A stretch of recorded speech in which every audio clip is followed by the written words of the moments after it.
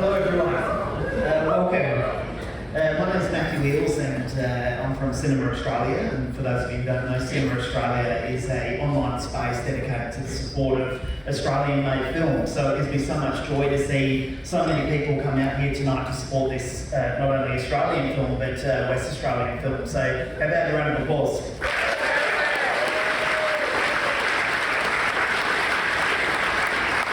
I'm thrilled to welcome everyone to this world premiere screening of Benjamin Scotford's In the Trenches. It's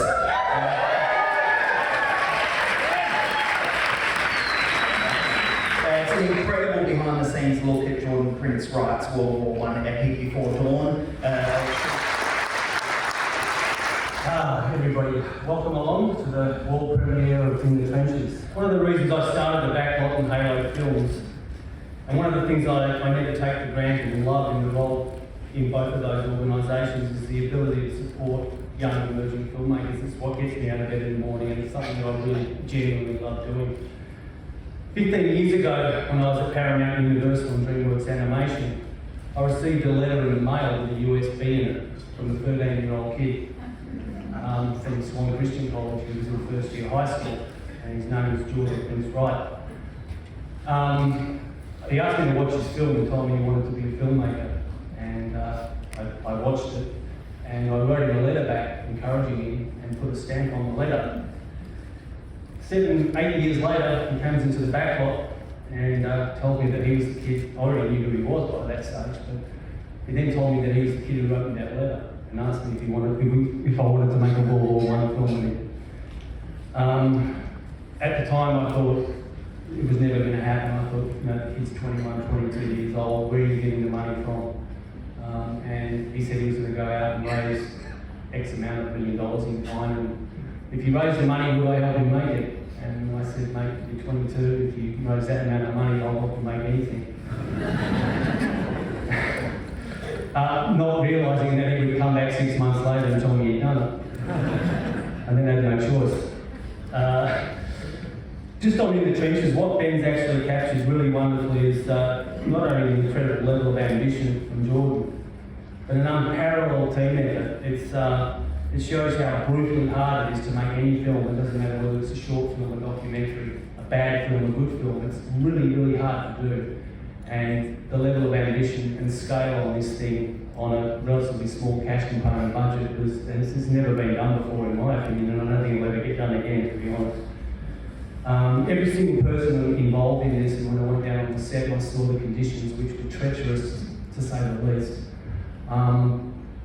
It couldn't have been done without every single person involved, and I mean everyone right the way down from the incredible cast and crew, but also the extras who were out in those conditions for weeks on end, and it was pretty heroic to actually witness it when I flew down there for one day, and I was traumatised for a week when I got home.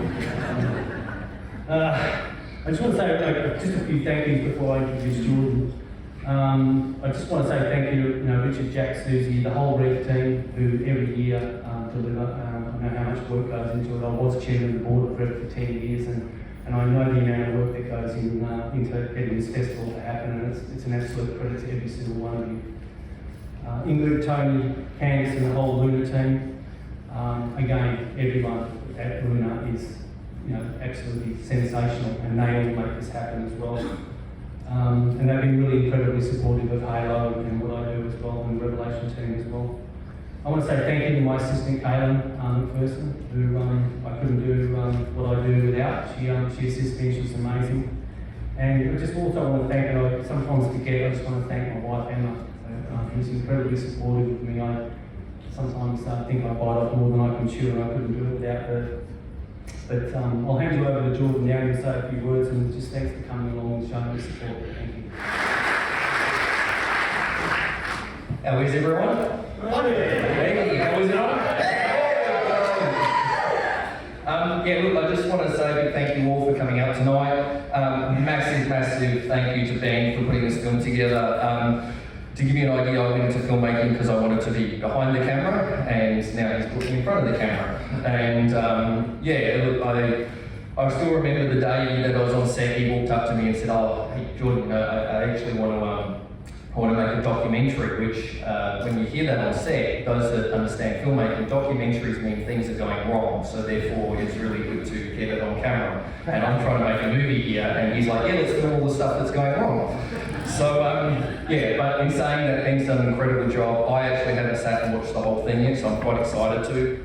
In saying that, the film Before Dawn wouldn't have been possible without the following sponsors, and of course this documentary wouldn't have been possible without them. So I just want to say a big thank you to the major partners, Dynamic Drill and Blast, Lottery West, Shires of Esperance, Q, Sandstone, Yalgoo, Leonora, McInerney Ford, West Australian Police Force, BP, Caltex, IGA, Bunnings, which you'll get to see a lot of the woodwork that was done in this film, thanks to their support. CBH, Freightlines Group, Mythical Media, Matrix Productions, who have not only assisted with barriers out the front today, but I'm always on the phone to them saying, oh, can you just drop some lights off? And you also see the moons that we had to create. That was all their lighting that they supplied, so you'll get to see all the generators and whatnot. Esperance Earthworks, Jonix, Explosives, lots of explosions in this, including West Coast Fireworks, who assisted with blowing everything up.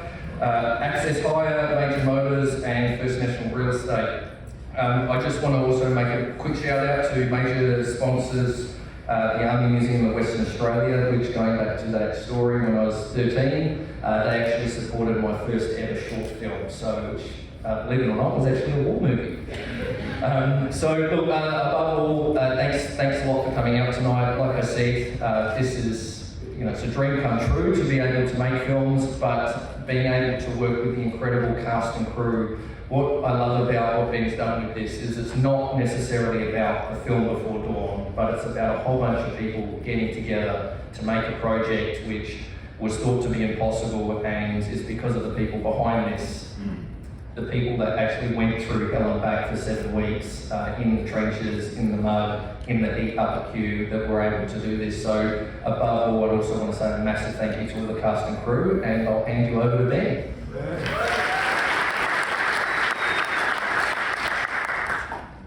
Thank you everyone for coming. I really appreciate you all taking the time to come out and watch this, and I hope you enjoy what we've got to show you. To everyone who was involved in making Before Dawn, I just really want to say thank you for trusting me with your story. I know, you guys were all just so accommodating throughout the whole thing, so I really hope we've been able to do it justice, because there was a lot of work that you guys put in, so I really appreciate that. And especially to Jordon, it must take a lot of trust to give someone the kind of access you gave to me. And the responsibility to handle a story of something you put so much work into, I really don't take that lightly. So thanks for your support throughout the whole thing. To everyone who played a part in making the doco, whether you gave feedback on early drafts, through to Ian, executive producer, Sean Tinian, who composed the incredible score, Kiana, who was the second shooter for some of the Esperance shoot, and the team here at Rev. It just wouldn't be what it is without all of you guys, so I really appreciate that. Behind the scenes documentaries are something I'm really passionate about, and as a fan I love watching them, and really the ones that inspire me the most go out of their way to tell a great story and to make good use of the documentary format. So that's something I hope we've been able to achieve here tonight, and I hope you enjoy. Thanks.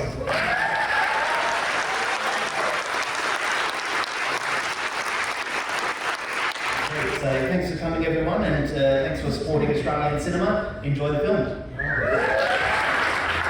Jordon, take us back to how you two first met. So how did this come about? I can't remember. How did we meet again? It was like Jackson described like teaser trailer, and you needed someone basically with the right card adapter, I think, because I didn't even edit it. It was literally one unedited shot was the whole thing. So. Yeah, I remember this guy. I remember coming over to your house and can you cut something together in an hour for me? And he did. And now he's made a feature doco instead, and he's going to be working on the next one. He doesn't know it yet, but that'll be a conversation we're having later tonight. Tell us what it's like to have a behind the scenes crew capturing everything that you're doing on set. So I don't even know Ben was there, to be honest with you. I tell you what, the first day, the second day that you were on set, when you walked up to me and you were, like you said in the speech, she was, I want to make a documentary. Great. I still remember going to watch a very early cut of this, and it was only the first 30 minutes or so. And I still had this mindset going, because I'm focused on actually making the film, you know, that we have investors and sponsors behind, and there's so much pressure, we're going to get this film done. And Ben's like, yeah, come and watch this doco that I'm putting together. And you know, I was like, okay, whatever. So I rock out, watch the doco, and within the first minute, the opening scene, I was like, wow. And it wasn't the opening scene that's got these improved since, but I remember sitting there going, wow, this is incredible. And then from that point on, it kind of, in a way, has opened my eyes up as to how important behind the scenes actually is. Also, before Ben, so a lot of the featurettes that you've seen, Ben was behind all that, was behind a lot of social media pushes, which the distributors then were able to use. So there's so much gold in that, because we need that to get our film out there. And like Ben saying, with DVDs and that sort of thing, cinema is going through, you know, it's a rocky sort of road with cinema. You need that extra push, and what better way than having someone that can shoot awesome shots like that of us, actually making the film. Yeah, and from a media point of view as well, it's so important to have that extra content to get out there. Does it change your perspective as a filmmaker when you have someone around capturing everything that you're doing? Does it change your attitude and your approach? Not really, because hats off to Ben, you have no idea he's there. Like literally he's like a ghost, and then you look over, oh, hi Ben. So, and that's why the shot of Alex, you know, when he flips the bird, because he had no idea. We talk about it, so he's like, oh, yeah, I'm on the phone flat out trying to get the soundies, you know, to sort their shit out, essentially, is how he was carrying on the phone. And then he looks over and goes, and then Ben's filming me, trying to sort it out. So, you know, and you don't know he's there. And I have worked on other sets recently and whatnot, and people floating around, they're taking photos, taking video, but Ben is able to capture such high quality content, and to not know that it's there, you know, I don't know how he does it. And then also, I don't know how half of the questions he asked me, some of the answers I gave, like, yeah, probably should have said this, probably should have said that, and he still got it out of me anyway. So then talk to us a bit about that. How do you not get in the way? What steps do you take? I mean, a lot of it's just, I guess, being aware of everyone who's around, and you know, seeing where people's attention's focused. So it is helpful, like for times where we can mic you up, because that means I can stand quite far back and use a long lens, and you know, still hear what's happening without having to be right in everyone's face. But I mean, a lot of it's just practical stuff. With the trenches, actually, it's quite helpful, because most of the time the camera will be facing one way, and you'd see all the lights set up on one side of the trench. So I'd be, okay, if the lights are there, and if that's not in the shot, so I can sort of hide behind that and go from there. But going back to the mic, I actually remember one of the days, because he'd mic me up in the morning, so he just, while I'd be talking, he'd walk over and just mic me up. I remember one day, and you know, as they said, I was always calm on set. And I remember one just like walked up, and the pen walks over, that's just letting you know you're still mic'd up. That's right. How much access do you have to casting crew on set? Do you have access to everyone? Is everyone happy to talk to you? Does anyone tell you to piss off? Or what's the process? More or less, like everyone on this was really, on board. I'm trying to think, I can't think of anyone who wasn't too happy about it. So that's what's helpful. I mean, a lot of it's just kind of, people relationships, keeping up, good relationships with people, and it is a stressful environment, so I love this kind of knowing, I guess, when to stay out of the way, and then finding those moments where you can get in there and hang out, at lunch and that sort of thing. So, I mean, as far as on-set interviews, that, we just had to kind of find the opportunity, which for some of the actors, particularly Levi, he was in every scene, so it was hard to find a moment when he wasn't busy, but we managed to sort of get little moments on the unit where they were getting ready for their makeup and that sort of thing. Mm-hmm. What was it like to speak with Levi? Was he open to talking to you? Yeah, sure, definitely. It was really nice about it. I don't think he loves doing his interviews, that's what he said, but he was great, definitely. And really all the actors were just so on board with it, and happy to take the time. Most of them did multiple interviews throughout the shoots. What did you learn about the filmmaking process while you were making this film? Did you learn anything new? Yeah, well, definitely. I mean, just seeing all those guys doing what they've studied and what they really fine-tune they're great at, whether it's sound or lights or whatever, directing obviously. There's just so much you can learn from watching people and listening in on to those conversations. Definitely Brad, who you saw towards the end in the sound mixing side of things, he was really helpful. He watched a draft of this and gave me a lot of advice and feedback. And I'm not saying the sound mix of this is anywhere near as good as he did, but yeah, definitely a lot of people along the line were sort of giving advice that was helpful for me as well. Yeah. Jordon, those scenes in the film where you are getting that feedback about your film, it's quite confronting actually. What was that like for you to watch? I don't know. I actually, believe it or not, enjoy the feedback process, especially when you're working with like Brad and working with people that have been like Steve over at Boogie, for instance. Even though he was just doing the colour grade, he would sit there and give feedback on Evan. These are people that have been in the industry for years, and I was this big when they were essentially professionals. So getting their feedback is really good because you get to, from their experience, hone in and essentially utilise their experience. And sometimes you go, yeah, that's a good point, and other times you go, no, I'm going to be ignorant and arrogant. Here's my movie and on it this way. But it was kind of like, you have to listen to that. And the test screening, this was the first film that I've actually done where we've had multiple test screenings and having that feedback to go, yeah, it's not working, or why is it not working, and having a wide range of audience in there. So we even had film students giving us feedback. We had one guy in there who turned around and said, oh, this particular actor, he's great, etc. And he said, but don't listen to me, you only just found out who Wolverine is, apparently he's Australian. Which, that's the type of audience you want, because there's no bias. So having those test screenings is something that even with the next one, we're already planning that in that post-production process, that this is what you're actually going to need. Because at the end of the day, you can go make a film, but if it's not enjoyable to sit there, the audience isn't understanding it. We made it before dawn because we wanted it as an awareness project, but we still want audiences to sit there and enjoy it. And it's the same with this doco. Ben would send me some clips through almost for approval, and if I was having a bit of a laugh, I was also thinking, okay, but is everybody else going to connect with this? Is everyone else also going to have a laugh at the same time? So always trying to think of that in the process. And did you appreciate that feedback? Oh yeah, absolutely. And there were a lot of people, a lot of friends and family who were in the room as well who sort of watched different versions of it as I was editing it. And I'm definitely not saying it's even perfect now, but just that process of watching it with people, you can feel the energy of, oh, this isn't quite landing, or oh, this works, but let's cut this back. So yeah, just anytime people can be brutally honest, that's really helpful actually. And Brad's definitely one of those guys that he gets the feedback from me, which is really helpful. Yeah, are you at a stage now where you can let it go and enjoy the film while you're watching it, or are you still picking up on the energy in the room? A bit of both, for sure, yeah. Somewhere in the middle of it. What was the, this is an epic film, in every sense of the word. How many people here have seen the film actually? Oh, wow, so quite a few. There's a lot of explosions, and it is an epic film in every sense of the word. What was the best thing that you witnessed on set while you were there?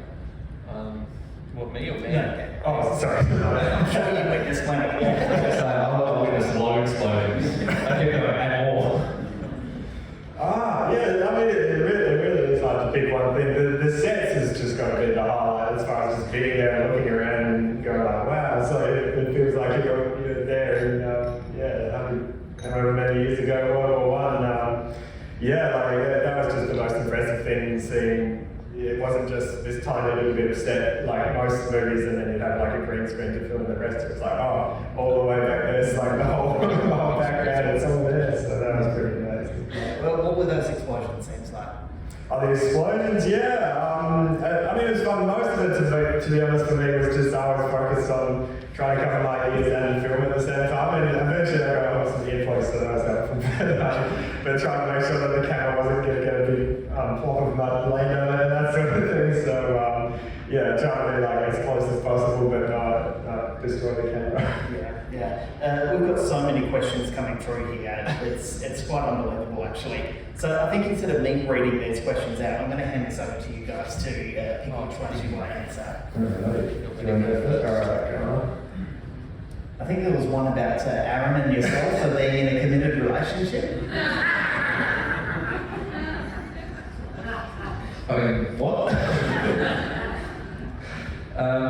I actually don't know. I like this one. If you were given a second chance to make Before Dawn again, how would you improve the film? I'd go back to all of my investors and ask for more money. Which I may have already done with the next one. Can I tell you what the next production is? No, sorry. But if you stay tuned, there may be a massive announcement coming, possibly end of July, early August. Do you want to have a look at that one? Oh, yeah. What is the best part of filming a documentary?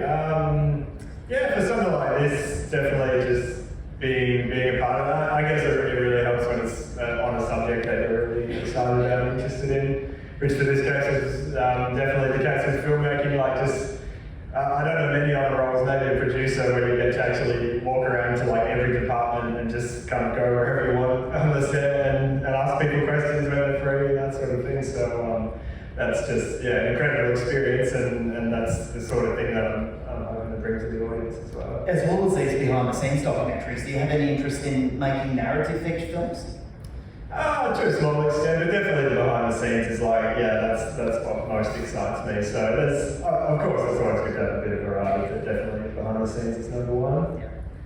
So pretty much every second question is what's next. So everyone's really pushing look, I can't say what's next, but it is another epic, and those that know me know that everything's going to be 1,000 times bigger than the previous film. So the next one, it is a true story. It's another Australian story. It's already got international distribution already signed on.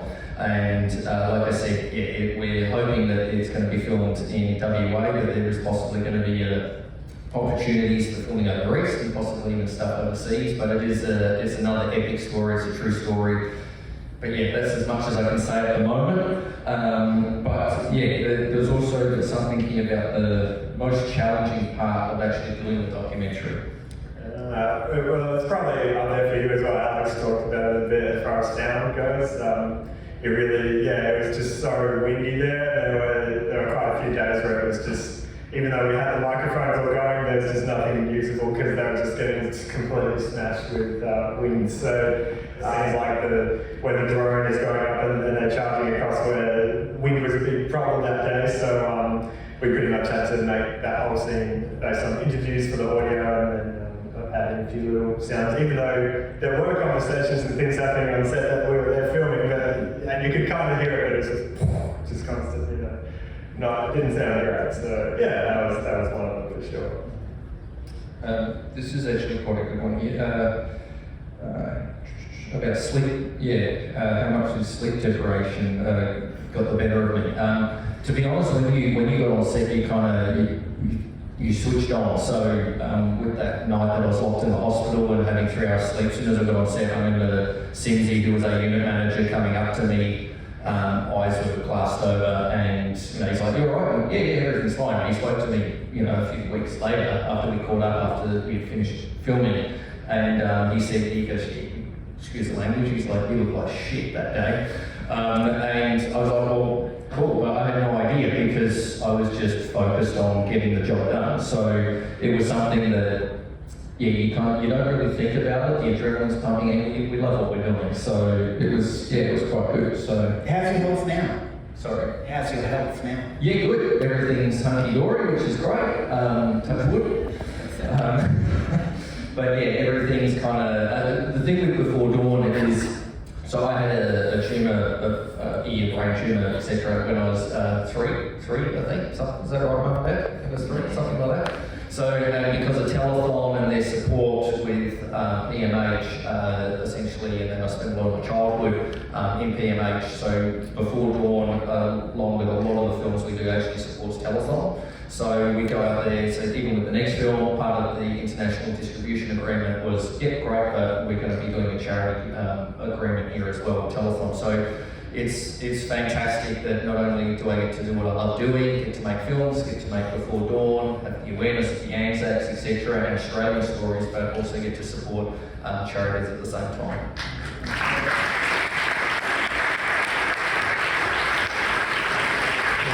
We wanted to know about which part of the juiciest BTS. I don't know if this one's for you or me. Are you single? Oh. No comment.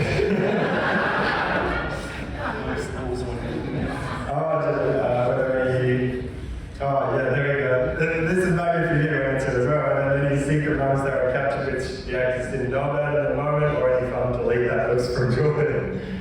There were probably one or two from you. Was there? Yeah, I mean, no, not a lot. Yeah, but definitely like that's something. Yeah, obviously it's important, like privacy-wise, not to break that sort of trust. So it's tricky because there are times, like you said, Jordon, as far as not even knowing that I'm there, where I would put a microphone down somewhere where a conversation is happening, and but like no car contact with people, okay, you see it, you know it's there, and then someone would still come up afterwards and say, oh, I didn't realise there's a microphone. So, you know, that's something I've been working on in a few films after that to make sure that that's not a, you know, ethical issue, but definitely there was just some, I don't know, I wouldn't say there was anything that was super juicy that had to be covered, really. I think most of it, Jordon was really, on board with just putting all the warts and all in there, and if you show the problems, then that shows just how much of an achievement it was that the film got made again. Yeah. Still have a legal team over it,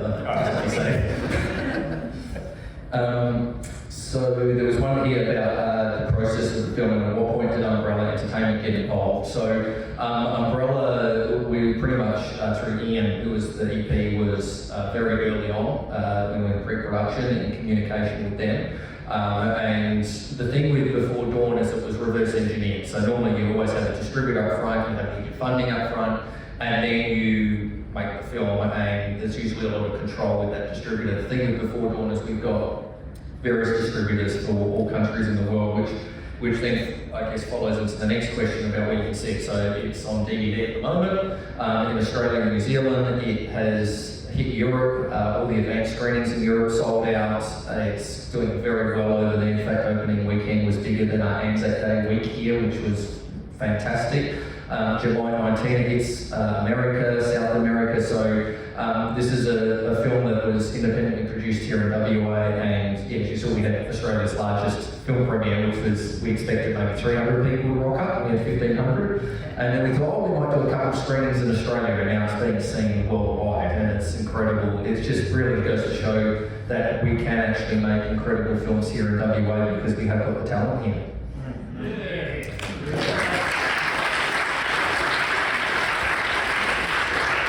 How about in the trenches? So what's happening with the films? That was the next question. To be honest, it's not completely certain right now. A lot of it is kind of one step at a time with, this being the first big milestone as far as releasing it. But we've been given a bit of money to sort of submit it into some other festivals internationally, so depending on what the interest is there, there's definitely talks of streaming and pretty much stay tuned for updates there. Yeah, excellent. What were you laughing at just then? Yes, Aaron will be working on the next one, which I don't know if this is his parents asking. If it was his parents, yeah, sure, I'll hire him. Will you hire Aaron on the next one? Yes, is the answer.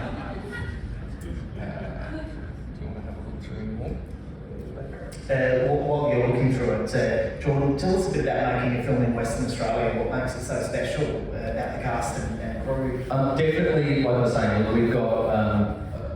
I've worked on some stuff over recently, but here everyone is super passionate about what we're doing. And like I was saying on set, sometimes you've got to make a decision, and you make that decision. Two people are happy, one person's upset because you upset that department. 2 seconds later, you're all happy, no one cares. You know, you're there to get the job done. If you upset someone, nothing's taken personally. And that's what I've noticed especially about Western Australian crew, is that everyone is just super passionate about to get the job done. And then when you say, oh yeah, it's a World War I film, it's based on true events, etc. The first day, which is also kind of answering another question, the first day was the worst day ever. Like, it was 120 kilometre gust winds. The first scene was meant to be with the tents. The tents were blowing over, literally the set blew over, and it was an absolute nightmare. And then it was torrential rain. It was our first scene that we were shooting, and everyone was over. It was the first day. We were fed up. Then we had veterans talking to us at the pub that night about the story, and then we all did karaoke that first Thursday night. And we had a lot to drink. We all sung karaoke, but that was almost like the first moment that we all really gelled as a team, and that's cast and crew. There was no, oh, this person's been, you know, someone famous there on a pedestal, or this person is, oh, that's lighting department, and I'm costume, I can't help them. Everyone was helping each other. So, you know, the lines were very blurred as to who was who on set, but it made for the process, me anyway, seeing it, because, you know, with the situation with Russell passing and then having other producers and whatnot, it kind of threw everything out of whack. So I had to direct and produce, and there's a couple of times I had to put my producer hat on, and luckily that was almost barely any of the time that I have to worry about those logistics, because people just got on and did the job. So it was quite exciting to see, and it was very rare that I wanted to do that direct to producer, because those that don't know, the first assistant director, which is Aaron, he's actually in charge of me on set as the director to get stuff done on time. He's working for the producer, which also happens to me. So when I want another shot as the director, I go, well, hang on a minute, I want to get it anyway. But you very rarely do that, and it's pretty much like the entire cast and crew, the extras, you know, as we mentioned in that, like, those guys were awesome. The fact that we got out there and, you know, were able to go, oh, we had to move this, you know, like a camera or whatever it was, and then you look over and the extras are just there in their costumes, shaking, rain on them, and I'm directing and acting. Meanwhile, they're just sitting there quietly with the rain machine on, or if it was actually raining, and there was never any complaining from them whatsoever. So yeah, it was definitely filming in WA. I'm looking forward to doing another one. We love to hear it. Then it takes an army of people to make a film. How about yourself? Tell us a bit about the crew involved in this one.